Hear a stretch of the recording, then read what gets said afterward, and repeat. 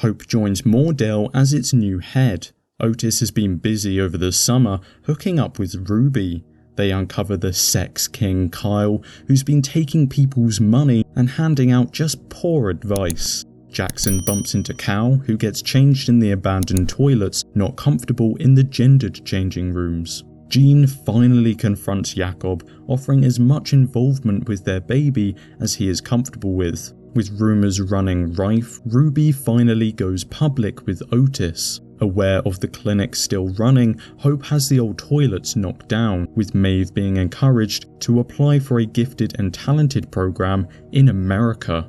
Ruby gives Otis a complete makeover, as Hope does so with the school. Maeve asks Otis if Aimee can speak with his mum, as she's been struggling to be intimate with Steve since the assault on the bus. Upon meeting with a counsellor, Jean and Jakob do homework to get to know each other better, but end up taking things too far. Maeve kisses Isaac before he reveals he deleted a voicemail left by Otis. He betrayed her trust. With Eric's cousin getting married, the family will be off to Nigeria soon for the wedding, but Eric needs to be careful not to mention his sexuality, as it's dangerous for him over there. Groff goes to Mr. Hendricks for help, in need of a place to stay. Denying Ruby's changes, Otis just wants to get to know her better, wanting a relationship. Struggling, Adam asks for help at school, and Vivian takes over as head girl from Jackson, sucking up to the new head, who introduces new rules. Jean begins work with Aimee, helping to rebuild the relationship with her own body. Hope calls Maeve into the office, offering to try and sort out the funding for the US program. After a double date with Eric and Adam, Otis asks to see Ruby's home. She reluctantly agrees, with him meeting her dad, Roland, whom she cares for. Maeve and Isaac make up, but she warns not to lie to her again. Back home, Ruby calls Otis, thanking him for helping with her dad. She says, "I love you," but Otis awkwardly ends the phone call without reciprocating. Hope tells Maeve her France trip fees have been paid anonymously.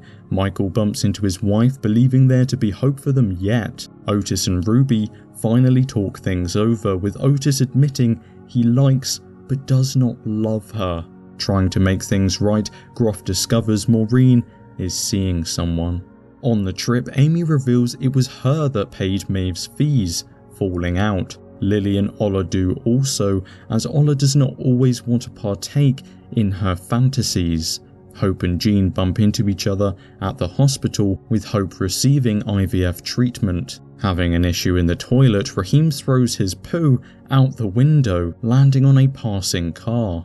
Realizing it was him, Adam takes the blame. As the coach gets going again, Otis and Maeve are left behind.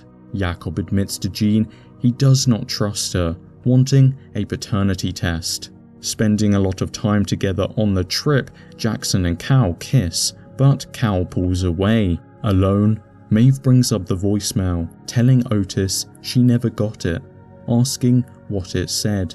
He tells her what he could not, Ruby, "I love you," as they kiss. Maeve gets in, but is brought plummeting back down to earth with the news that funding from the school board has been pulled, whilst Jean makes Aimee come to realise the assault wasn't her fault. Having submitted her alien sex story to a competition, Lily finds herself being laughed at school. Hope not happy. She announces that Moordale is to be rebranded as Sparkside Academy, humiliating select students. With her mum off the grid, taking Elsie with her, Maeve sends Isaac and Otis away, not in the mood for their competing antics. Michael returns Jean's notebook, ashamed of his behaviour last term.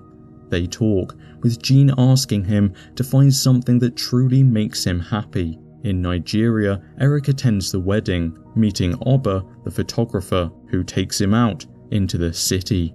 Lily refuses to go to school, with Ola asking Otis to have a word with her.